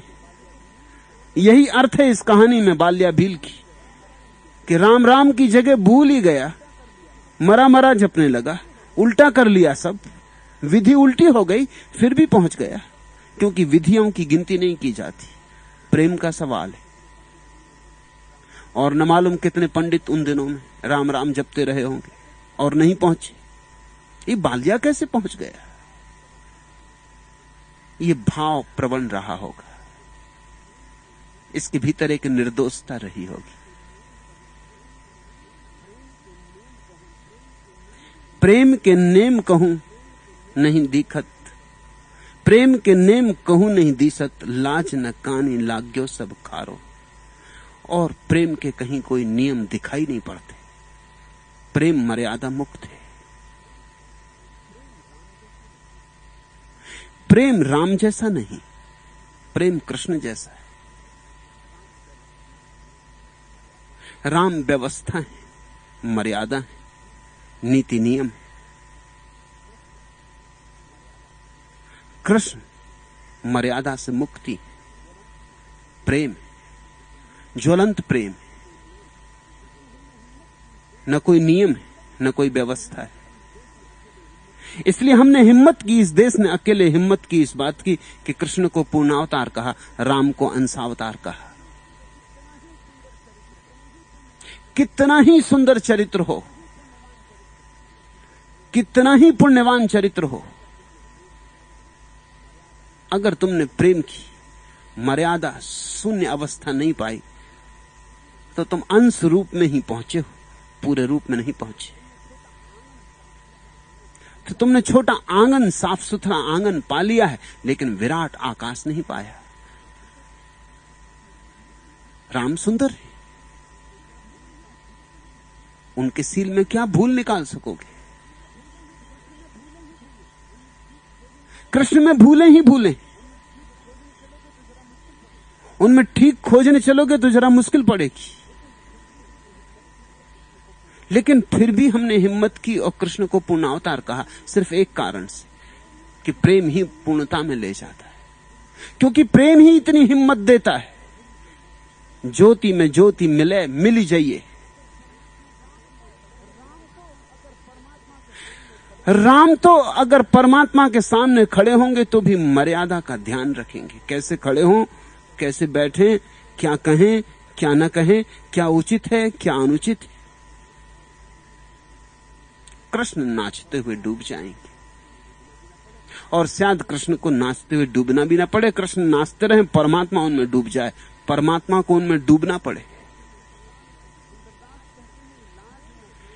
सुंदरदास कहते हैं, लाज न कानी लग्यो सब खारो। प्रेम के जगत में तो मर्यादा इत्यादि सब खारी बातें हैं, व्यर्थ की बातें हैं, इनमें कुछ मिठास नहीं।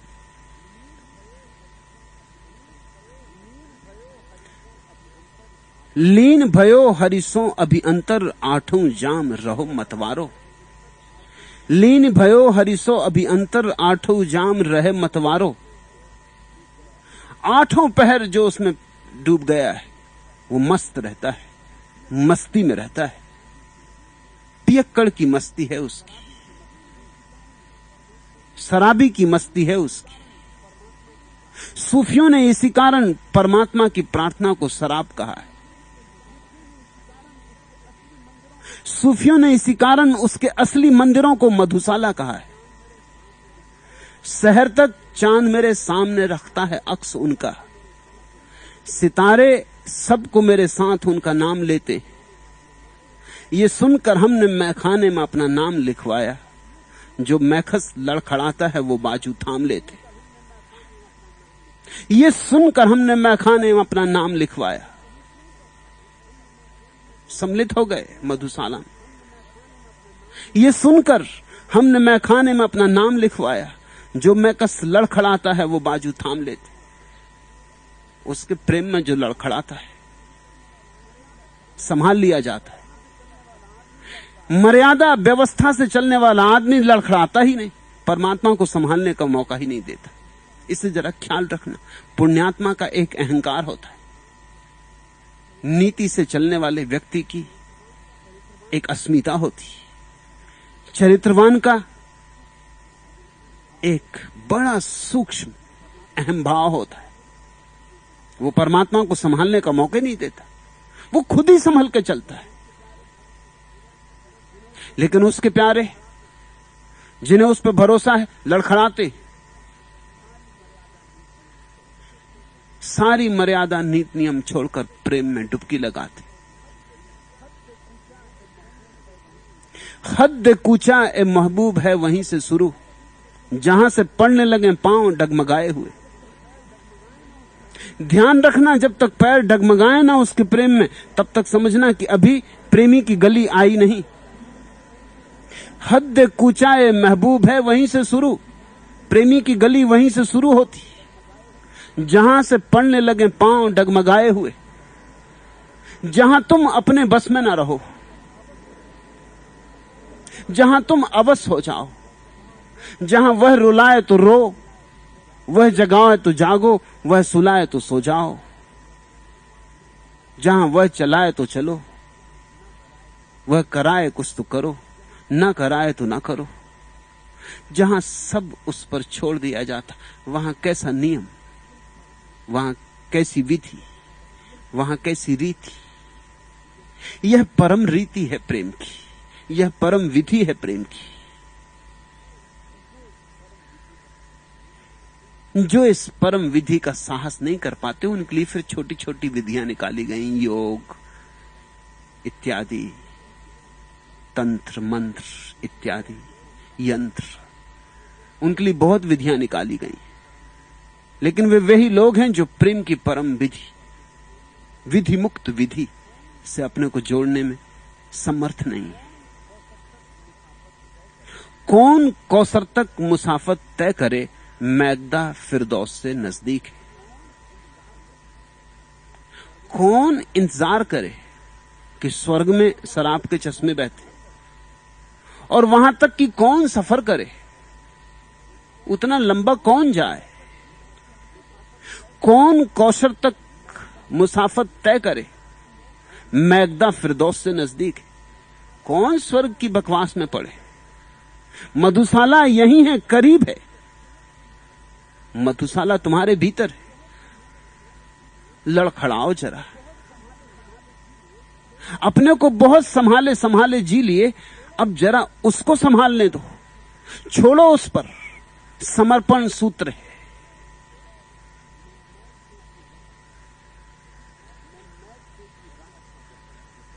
मैं मैगदे की राह से होकर गुजर गया, वरना सफर हयात का काफी तवील था। और जो उसके प्रेम की मस्ती और उसके प्रेम की शराब को पी लिए, उनके लिए रास्ता बिल्कुल छोटा हो गया, शून्य हो गया, ना हो गया, रिक्त हो गया, बचा ही नहीं, एक क्षण में पूरा हो गया। जो उसके प्रेम की मस्ती में न डूबे, उनका रास्ता बड़ा लंबा है, फिर भी वे कभी पहुंचेंगे ये संदिग्ध है। प्रेमी बिना चले पहुंच जाता है, प्रेम शून्य व्यक्ति चलता ही रहे तो भी नहीं पहुंचता है। मुझे उठाने को आया है वाइजे वाना, जो उठा सके तो मेरा सागरे शराब उठा।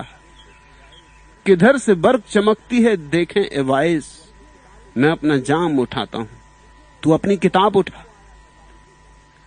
मुझे उठाने को आया है वाइजे जाना।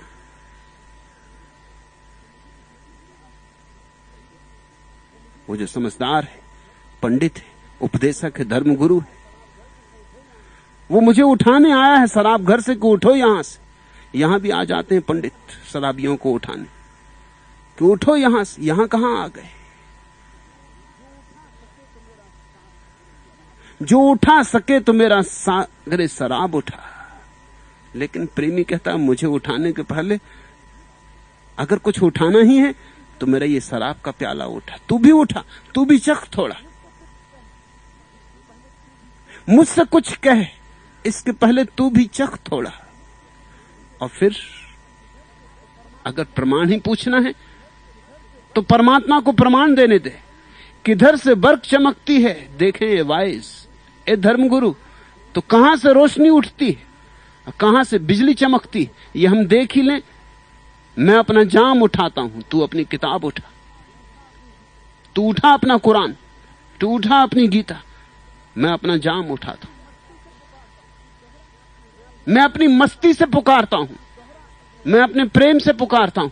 तू दोहरा अपने रटे हुए पाठ और देखें कहां से बर्फ चमकती, देखें किस ओर से परमात्मा की रोशनी आती। सदा प्रेमियों की तरफ से आई है, उन्हीं की तरफ से जिन्होंने उसकी मस्ती में पीना सीखा। ठीक कहते सुंदरदास, प्रीति की रीति नहीं कछु, राखत जाति न पाती नहीं कुलगारो। प्रेम के नेम कछु नहीं दीसत, लाज न कानी लाग्यो सब खारो। लीन भयो हरिसों अभी अंतर, आठों जाम रहो मतवारो। सुंदर को न जान सके यह, गोकुल गांव को पेंडो ही न्यारो। ये जो गोकुल के गांव का रास्ता है ये बड़ा न्यारा है। सुंदर को न जान सके यह, ये जानने की बात नहीं, ये अनुभव करने की बात है कि ये गोकुल का रास्ता बड़ा न्यारा है। यहां नियम नहीं, विधि नहीं, व्यवस्था नहीं, यहां वर्ण नहीं, यहां ब्राह्मण शूद्र नहीं, यहां पापी पुण्यात्मा नहीं। सुंदर को न जान सके यह, गोकुल गांव को पेंडो ही न्यारो। ये रास्ता ही बहुत न्यारा है, ये मतवालों का है, दीवानों का है।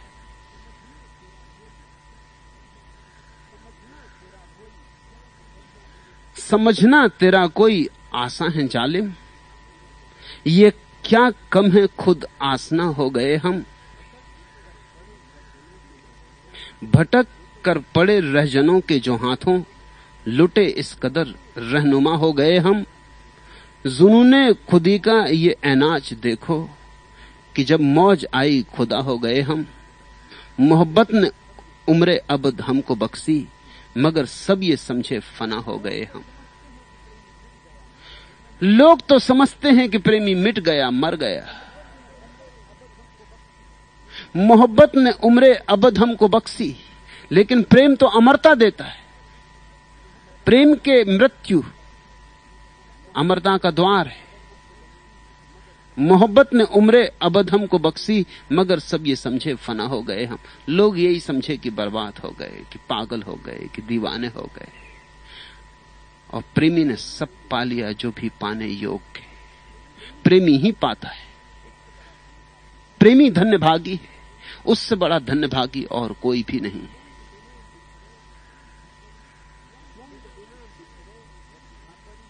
द्वंद बिना बिछरे वसुधापरी, जाघट आतप ज्ञान अपारो। और जिसको छू लेता है उसका प्रेम, उसके सारे द्वंद मिट जाते। द्वंद बिना विचरे वसुधापरी, जाघट आत्म ज्ञान अपारो। और उसमें आत्मज्ञान की अपारता प्रकट हो जाती। हे पवित्र, छू दिया आज तुमने, पवित्र हो गए प्राण। निष्कलुष शब्द, निष्कलुष छंद, निष्कलुष गान अब बने रहें, ऐसा वर दो मैं कभी नहीं नीचे उतरूं इन श्रृंगों से, ऐसा कर दो। एक बार स्पर्श हो जाता है तो बस फिर एक ही पुकार उठती रहती, हे पवित्र छू दिया आज तुमने, पवित्र हो गए प्राण। निष्कलुष शब्द, निष्कलुष छंद, निष्कलुष गान अब बने रहें, ऐसा वर दो मैं कभी नहीं नीचे उतरूं इन श्रृंगों से, ऐसा कर दो। पर ऐसा हो ही जाता, प्रेमी की सारी अभीप्सा पूरी हो जाती। काम न क्रोध न लोभ न मोह न राग न दोष न मारो न थारो। ज्ञानी छोड़ छोड़ के नहीं छोड़ पाता, और भक्त का यूं चला जाता है जैसे सुबह सूरज उगे और उसके कण विलीन हो जाएं। द्वंद बिना विचरे वसुधा परी, जाघट आत्मज्ञान अपारो। काम न क्रोध न लोभ न मोह न राग न द्वेष न मारो न थारो। न फिर कुछ मेरा न फिर कुछ तेरा, न काम न क्रोध न लोभ न मोह। ये सब छोड़ने नहीं पड़ते भक्त को। भक्त को तो सिर्फ एक ही हिम्मत करनी पड़ती, ज्योति में ज्योति मिले, मिली जाइए, बस इतना। इतना कि उसके इस न्यारे नियम रहित विधि रहित मार्ग पर चलने का सामर्थ्य, अपने को गंवाने की हिम्मत, इतना किया कि सब अपने से होता है। इस भेद को ख्याल में ले लेना। योग के मार्ग पर यह सब करना पड़ता, तब परमात्मा मिलता है। भक्ति के मार्ग पर परमात्मा मिलता है और ये सब बातें अपने से हो जाती। योग न भोग न त्याग न संग्रह, देह दशा ढक क्यों न उघारो। भक्त को यह सब अनायास होता है, इनकी कोई साधना नहीं करनी पड़ती। न योग न भोग न त्याग न संग्रह, देह दशा न ढक क्यों न उघारो। न तो उसे विशेष आयोजन करने पड़ते हैं, जीवन की व्यवस्था ढालनी पड़ती है, न विशेष अनुशासन अपने जीवन पर लादना पड़ता है, न तो नग्न रहने की जरूरत है उसे।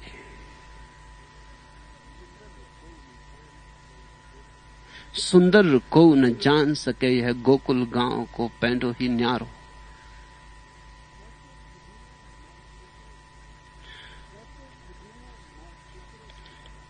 कैफे खुदी ने मौज को कश्ती बना दिया, फिक्रे खुदा है अब न गमे ना खुदा मुझे।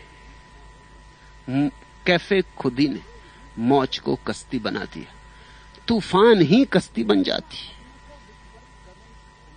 एक दफा अपने को विस्मृत करने की क्षमता हो,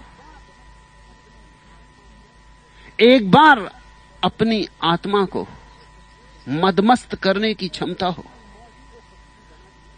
कैफे खुदी ने मौज को कश्ती बना दिया, फिक्रे खुदा है अब ना, फिक्रे खुदा है अब न गमे ना खुदा मुझे। अब कोई चिंता नहीं, अब माझी की कोई जरूरत नहीं, अब परमात्मा की भी कोई जरूरत नहीं, क्योंकि वही है। तूफान की लहर में भी वही है। अब नाव की भी कोई जरूरत नहीं, अब पार जाने की भी कोई जरूरत नहीं। डुबा दे जहां, वहीं किनारा है। बस एक छोटी सी चीज भक्त को छोड़नी पड़ती, छोटी लेकिन बड़ी भी बहुत। ऐसे तो ना कुछ, ऐसे वही सब कुछ। अहंकार भाव, तस्वर आपका एहसास अपना हम रही दिल की, मोहब्बत की इस तकसीम ने मंजिल से बहकाया। इस जरा सा भी मैं भाव रह जाए, मेरी प्रार्थना, मेरी पूजा, मेरा परमात्मा, जरा सा भी मैं भाव रह जाए तो बस पर्याप्त है उपद्रव के लिए, भटका रखने के लिए काफी है। कुछ भी ना बचे।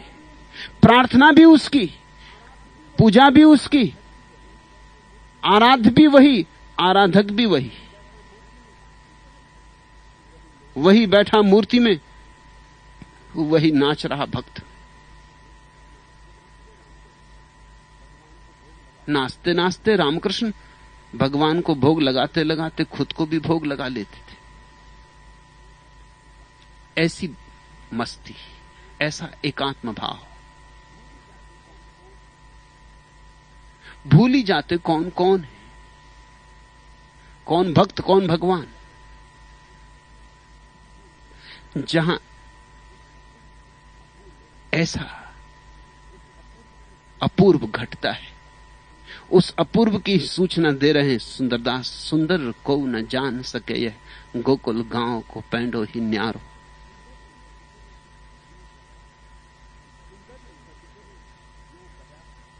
सुंदर सदगुरु यों कहा, सकल शिरोमणि नाम। उसकी याद करो, उसे पुकारो, बस यही साधना का सबसे ऊंचा शिखर है। सुंदर सदगुरु यों कहा, सकल शिरोमणि नाम। जैसे पुकार सको, जो नाम प्यारा लगे, जिस दिशा में सिर झुकाना हो, जिस भाषा में पुकारना हो, बोल के तो बोल के, चुप रह के तो चुप रह के, मगर यही बात एक ख्याल रखने की, पुकारो। अंगारी का आंख का गुलमहर, रोएदार परछाइयों की चपेट, दिया बातियों की कातर कुबेला, हुड़कता यकायक पाखी अकेला। तुम कहां, तुम कहां, पूछो पुकारो, तुम कहां, तुम कहां। जैसा पपीहा पुकारता अपने प्यारे को, पी कहां। ऐसे तुम पुकारो, बस इतनी ही विधि है, इतना ही नियम है। ताको निस्दिन सुमरिये, सुख सागर सुख धाम। उसका स्मरण बने, तुम्हारी श्वास श्वास में रम जाए, तुम्हारी धड़कन धड़कन में रम जाए। उठो बैठो चलो फिरो वह न भूले। राम नाम बिन लैन को और वस्तु कही कौन। राम नाम के बिना और इस जगत में कमाने योग कोई भी वस्तु नहीं। सुंदर जब तप दान व्रत लागे खारे लौन। बाकी सब जब तप व्रत सब खारे लगते हैं, जैसे नमक खारा लगता है, मिठास नहीं है। मैं भी तुमसे यही कहता हूं, माधुर्य नहीं है तुम्हारे तथाकथित जप तप व्रत में, मधुरिमा नहीं है, मिठास नहीं, सब खारा खारा है। खारा क्यों है? अहंकार की अकड़ के कारण। मैंने इतना उपवास किया, इतना व्रत किया, अकड़ आती। भक्त क्या कहे? आंसू गिराए हैं उसने, और क्या किया? ये भी कुछ खास तो करना नहीं। रोया है और तो कुछ नहीं किया, पुकारा है और तो कुछ नहीं किया। भक्त की आंख से गिरते आंसू धीरे धीरे उसके अहंकार को गलाकर बहा ले जाते।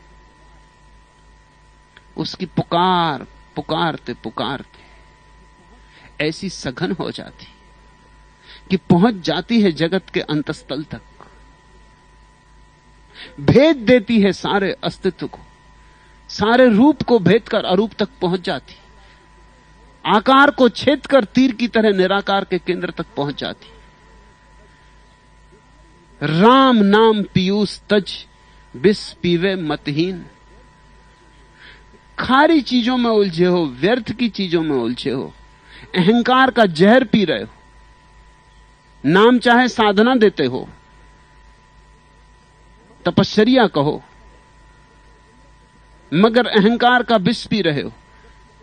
राम नाम पीयूष तज, जबकि अमृत उपलब्ध है। अमृत सुगम है, सहज है, सरल है। साधो सहज समाधि भली। सुंदर डोले भटकते जन जन आगे दीन। और इसी कारण भीख मांगते फिर रहे हो, हर किसी के सामने हाथ फैलाए हो। हाथ ही फैलाने हो तो उसे एक मालिक के सामने फैला दो।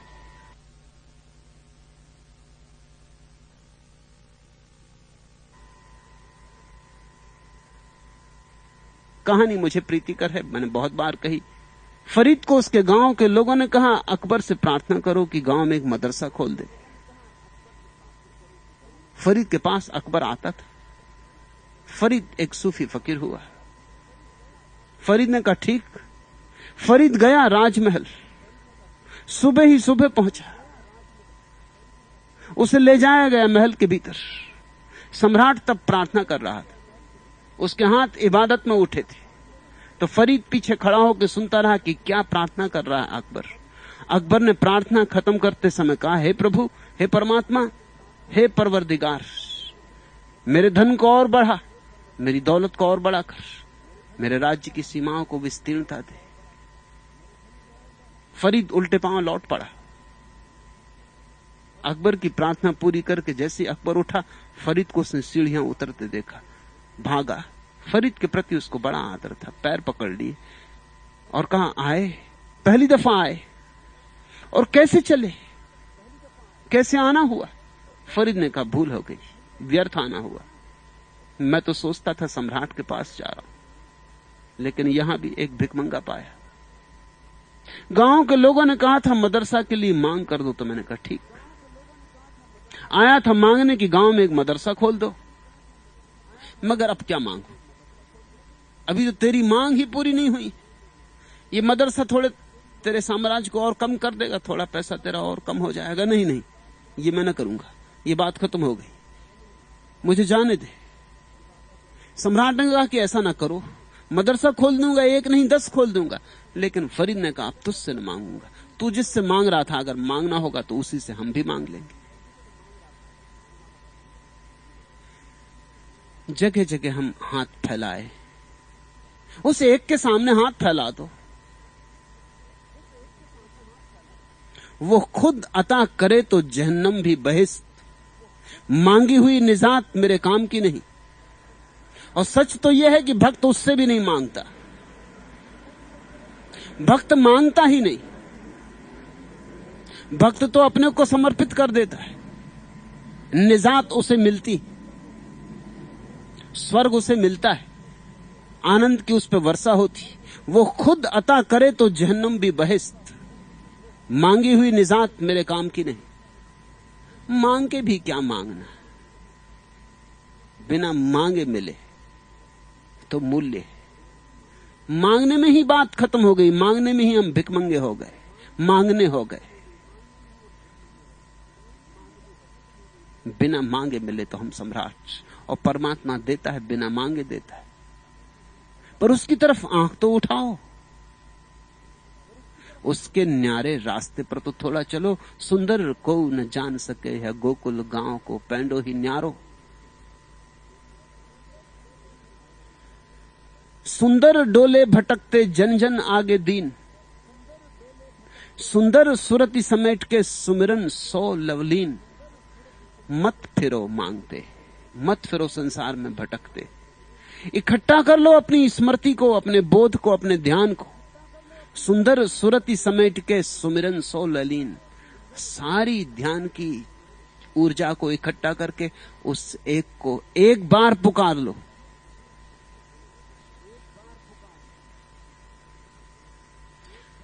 संसार में तो कष्ट ही क्या है, और संसार सभी को भिखमंगा बना देता, और भिखमंगे को झूठा हो जाना पड़ता है, पाखंडी हो जाना पड़ता है। जो दिल का राज बेआहो फुगा कहना ही पड़ता है, तो फिर अपने कफस को आसियां कहना ही पड़ता है। तुझे ये तायरे साखे नसेमन क्या खबर इसकी, कभी सयाद को भी बागवां कहना ही पड़ता है। ये दुनिया है, यहां हर काम चलता है सलीके से, यहां पत्थर को भी लाले गिरा कहना ही पड़ता है। वह फैजे मसलहत ऐसा भी होता है जमाने में कि रहजन को अमीरे कारवां कहना ही पड़ता है। जबानों पर दिलों की बात जब हम ला नहीं सकते, जफा को फिर बफा की दास्तां कहना ही पड़ता है। न पूछो क्या गुजरती है दिले खुददार पर अक्सर, किसी बेमहर को जब मेहरबान कहना ही पड़ता है। लेकिन इस संसार में तो ये चलता है, पापी को पुण्यात्मा कहना पड़ेगा, कंजूस को दानी कहना पड़ेगा, झूठों को सच्चा कहना पड़ेगा। न पूछो क्या गुजरती है दिले खुद्दार पर, अक्सर किसी बेमेहर को जब मेहरबान कहना ही पड़ता है। जो कठोर है, जिनमें करुणा का कोई लवलेश भी नहीं, उनको जब महाकरुणावान कहना पड़ता है तो दिल पे क्या गुजरती। ऐसे झूठ बोलते बोलते तुम भी झूठ हो जाते हो, मगर यह संसार का सलीका है, यह उसकी व्यवस्था है, यह उसकी राजनीति है। जो दूसरों से मांगने जाएगा कुछ, उसे झूठे पाखंड में पड़ना ही होगा। मांगो मत,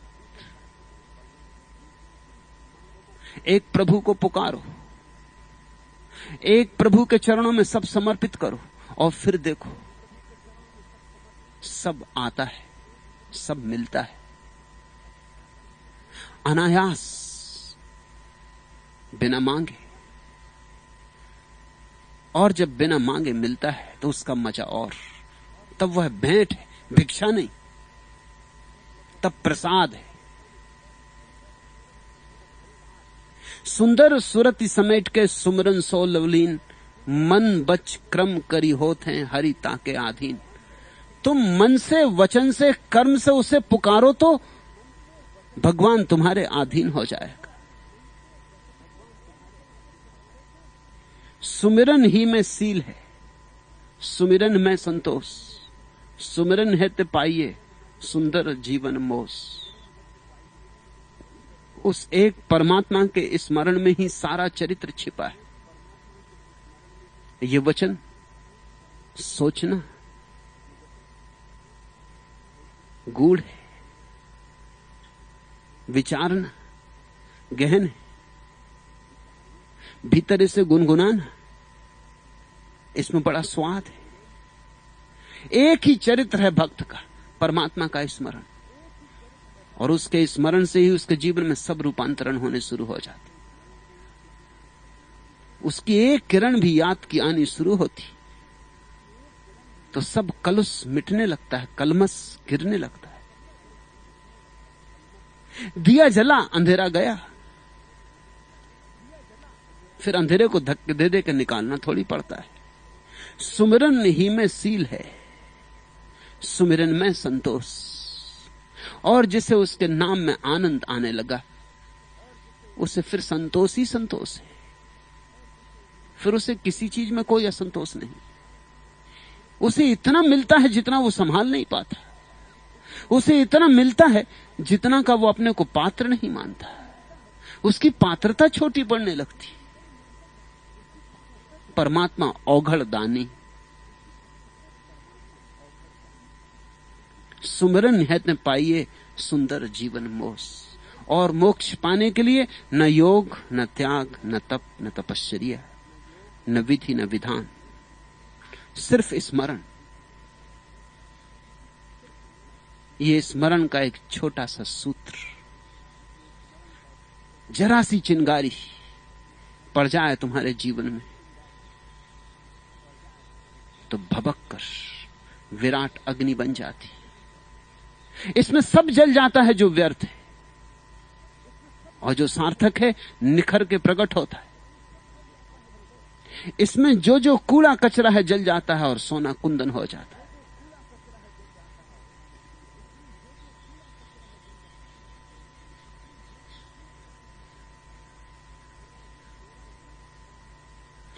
मेरा जो हाल हो सो हो, बर के नजर गिराए जा।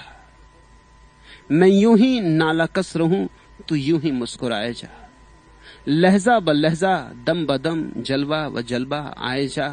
तसना ये हुस्ने जात हूं, तसना लभी बढ़ाए जा। जितनी भी आज पी सकूं, उज्र न कर पिलाए जा। मस्त नजर का वास्ता, मस्त नजर बनाए जा।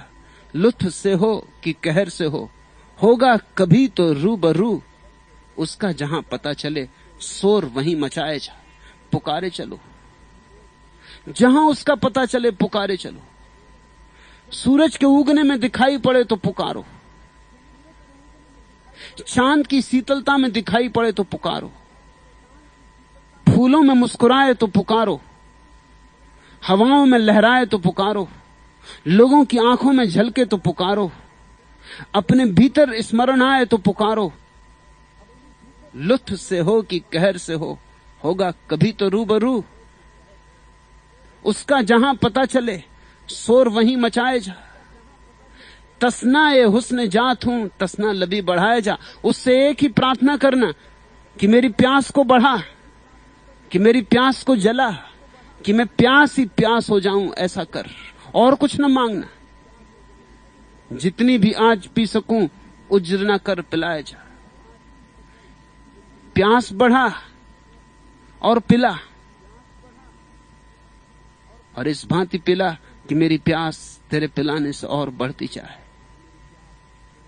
इस प्यास और पिलाने का दौर जब शुरू होता है, भक्त प्यासा होता है, भगवान पिलाता है। इसलिए सूफी भगवान को साकी कहते, जो मदिरा ढाल देती तुम्हारे प्याले में। तुम्हारी तरफ से बस इतना ही चाहिए कि तुम एक खाली प्याले बन जाओ, एक खाली पात्र। है दिल में दिलदार सही, आंखियां उलटकर ताही चितइये।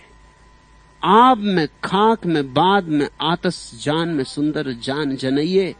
नूर में नूर है, तेज में तेज है, ज्योति में ज्योति मिले मिल जाइए। क्या कहिए कहते न बने, कछु जो कहिए कहते ही लजाइए। जा सो कहूं सब में वह एक, तो सो कहे कैसो है आंख दिखाइए। जो कहूं रूप न रेख तिसे कछु, तो सब झूठ के माने कहिए। जो कहूं सुंदर नैनन मांझी, तो नैनो बैन गए पुनि हइये। क्या कहिए कहते न बने, कछु जो कहिए कहते ही लजाइए।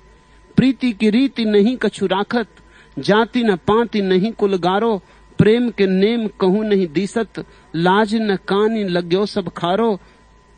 लीन भयो हरिसों अभियंतर, आठव जाम रहे मतवारो। सुंदर को न जान सके, यह गोकुल गांव को पेंडो ही न्यारो। द्वंद बिना विचरे वसुधापरी, जा घटी आत्म ज्ञान अपारो। काम न क्रोध न लोभ न राग न द्वेष न मारो न थारो। योग न भोग न त्याग न संग्रह, देह दशा न ढक्यो न उगारो। सुंदर को न जान सके, यह गोकुल गांव को पेंडो ही न्यारो। जाना तो नहीं जा सकता, लेकिन जिया जा सकता है। मैंने तुम्हें इसीलिए पुकारा कि इस गोकुल गांव के अनूठे रास्ते पर तुम चल सको। तुम यहां तक आ गए, और थोड़े आगे बढ़ो। सुंदर को न जान सके, यह गोकुल को पेंडो ही न्यारो। पर जिया जा सकता है, और जीना ही जानना है, और जानने का कोई उपाय नहीं। यहां ढल रही शराब, तुम प्यास को जगाओ। यहां उसका स्मरण हो रहा, तुम जरा अपने हृदय को मेरे हृदय की तरंग से जोड़ो। यह घटेगा, तुम इसके अधिकारी हो। यह प्रत्येक का जन्म सिद्ध अधिकार है। और जब तक गोकुल के गांव की, तब तक सब चलना व्यर्थ है। चलो कितना ही, कहीं पहुंचोगे नहीं।